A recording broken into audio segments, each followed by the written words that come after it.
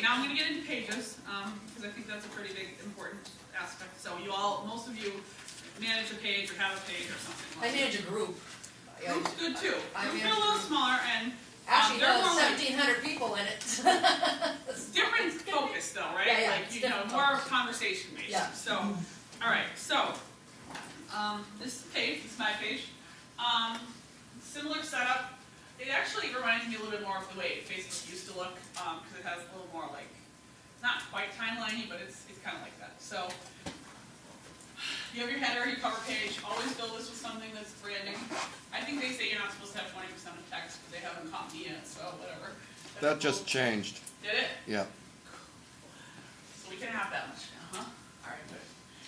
Your image, can be your face, or you can, whatever works. I had this made for me. Cute.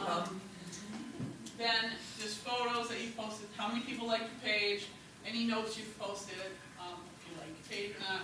And then it offers you advertising options over here, and I'll go through that in a little bit. And then down here is your feed.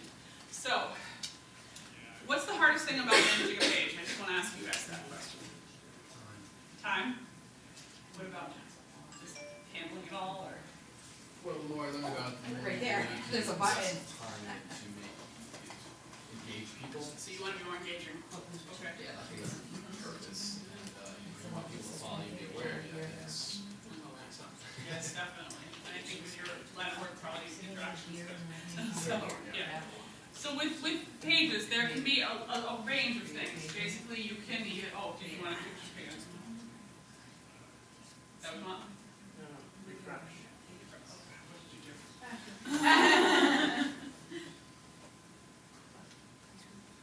There you are. Oh my God, you put a picture of me? Oh, this is crazy. All right. Thank you. Right here. I see it. I'll get to it. So with pages, there's a few ways that people handle them. Think of big box stores. They have the pages. Obviously, everyone has to have one.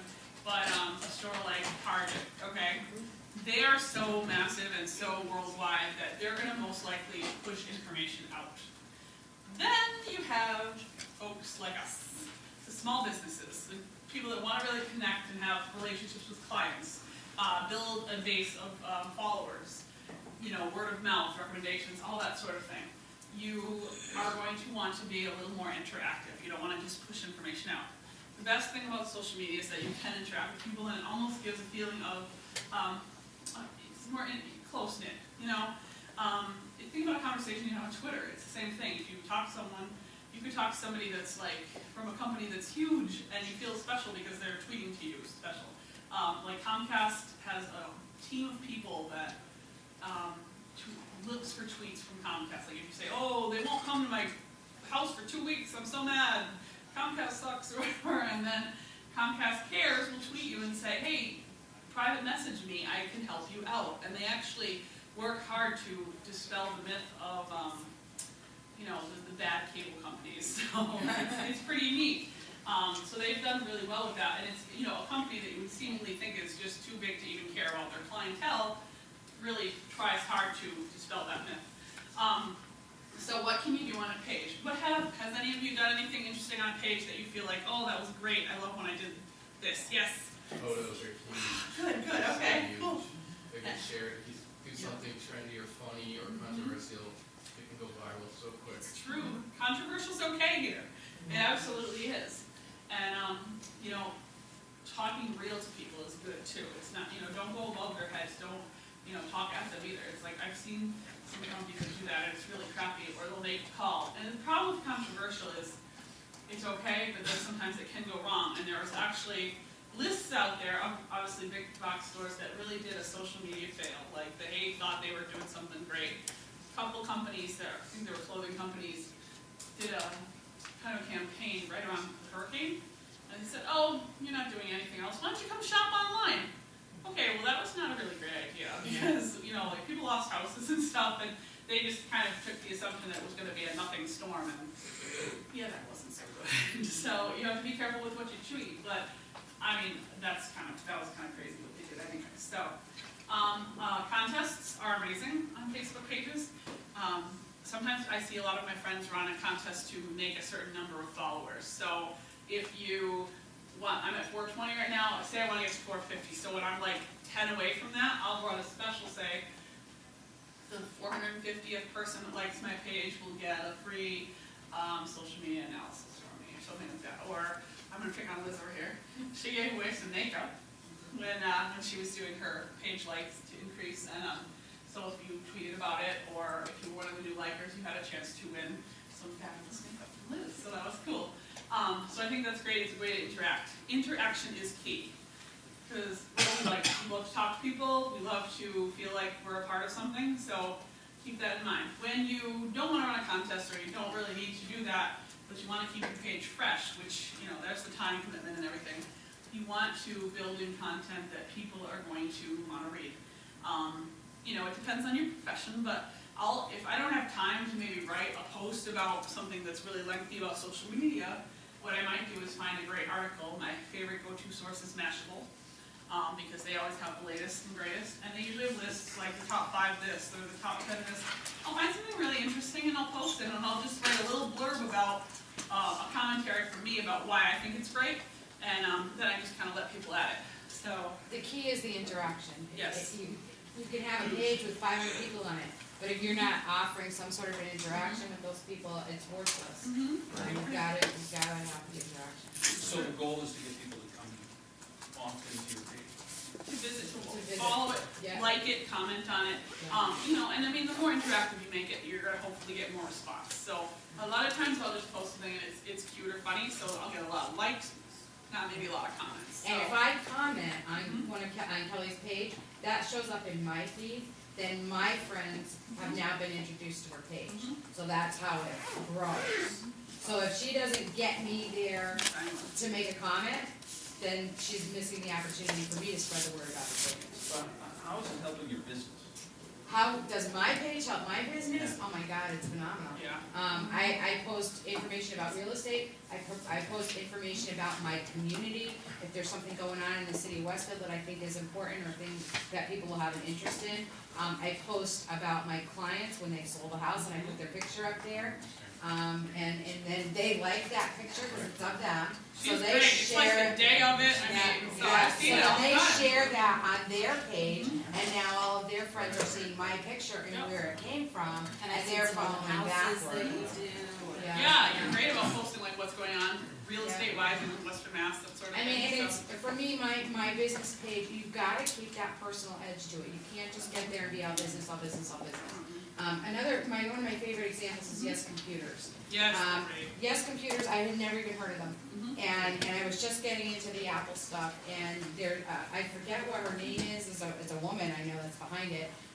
Yes Computers on Twitter, Yes Computers on Facebook, and every now and then I would post a question about Apple or something like that, and she would take the time to respond to me, because I didn't even know it was a woman at the time. And so we would chit chat back and forth with Twitter and Facebook. Now, when I went to go buy my iPad, where did I go? I went to these Yes Computers, because I felt like I had a connection, I felt like I had a personal connection to that business. Okay, that's right here. Facebook doesn't like promotions, they say, unless it's a third-party app, but everybody does it. And I manage a lot of pages for people, and I'm always hesitant as to, because they say, get a promotion, do a promotion, and I really don't wanna have them taken down, but I don't know, anyone else that's run a promotion, have you had them take down? Usually if it's, okay, I believe you, but why, we don't have any half an hour discussion. We're gonna go over, so, alright, apparently the session ends at 10:45, but we're gonna go a little bit. So, But you have till 11:15 to get to the next one. then we're good, okay. Tom, can you shut the door, cause I wanna. we can't. You can't, never mind, Well, okay. we're Stay gonna- locked in. Yeah. Alright. But I have not had a problem, I don't think anyone else has. I've seen it on big stores too, so I don't see it to be a problem. Maybe they need specific things, depending on what you're giving away, that sort of thing, but try it on your own first, see what happens. But I've run friends like photographers and just different things that they've run specials. And it's really quick ones too, like, if, getting a certain number of likes and it's done, so it's maybe a day, so that might be why, to keep it short, and you probably be okay. Okay, Use it your own risk though. It should be. that's the disclaimer. I know, yeah. Yes, right in the back. I have a question about personal versus professional. Like, I have a well-developed LinkedIn Sure. page, but I don't really want to do business on my Facebook page. Sure. Should I set up, is there a professional Facebook? Okay, Oh, so persona I should there's not a standing rule, but I've seen it done a few different ways, and I'll give you mine. I have, and I'm not saying mine is my favorite either, because it really isn't, but I have my Facebook page, my own personal one, not this one. And I'm friends with everyone that I walk across in life and meet, and and it's really becoming a little intimidating for me to have all these people. I also feel like too many people at my workplace is becoming cumbersome, because I really can't feel like I can really be myself, which is hard. So personally, I have them all. If down the road maybe I switch careers, I might clean up a little bit and remove some of those people, and maybe I'll start a separate one. Some people I know have two personal pages. One is more of a business-like presence, where you're really just, this is me that you see in public, and then you have the one with your friends where you're like, yeah, let's have a good time. So for me, and also this page, my Redheaded Diva page, has really become more of where I'm more professional. So if I were ever to have the case where I wanted to clean up my friends list, I would go ahead and do that and just direct everyone over here, because I feel like this is the business side of me, and it helps me kind of keep those people still interested in what I'm doing, but you don't need to know all my life. Yes? What can't you do with a page that you can do with a profile? What can you do with a page? It's really hard, I find, to tag people and kind of interact in that regard. On Facebook, you tag with one of the people. If they're not a fan of your page, or maybe they aren't, for some reason it's recognizable, I think you can tag other pages easily, but people is really hard to do. So I think that personal aspect, it is a little more challenging to tag people and to be almost interactive. You have to try harder to interact with people on this page. It's pretty good. Otherwise, I mean, you have your analytics. I guess we're almost done, so I have to go quickly. But you have your analytics up top here. If you're the admin, it's right here. You can click on it and study all that stuff, which we won't be able to get to today. But that really helps you kind of see a snapshot of everything. So that's something you can do that you obviously can't on your own page. So that's what I feel like a page is a little bit more businessy. So you have more of your analytics, more of your, I guess like stuff you would show a boss if you had to, you know what I mean? And it's really just, I feel like almost you have to work really hard to make it personal, but it is possible, so. And back to the whole like who's your friend and who's not your friend. Like I said, some people have two pages, one that's their own and one that's more for their close friends. Some people say just connect with me on LinkedIn if you're business. So with the big three, I like to go like this. Facebook for me is kind of pretty much everyone I choose to be friendly with, I'm friends with. I have local friends, that sort of thing. LinkedIn is strictly business. I might have some friends on LinkedIn, but that's because I respect them as business people as well. So I'll do that, and I feel like they won't harm me. But it really is strictly business. And Twitter is a little bit of everything. Like anyone can follow me on Twitter. So have at it. And I mix a little bit of my personality with a little bit of my business. And Twitter's kind of like me in a nutshell. So let me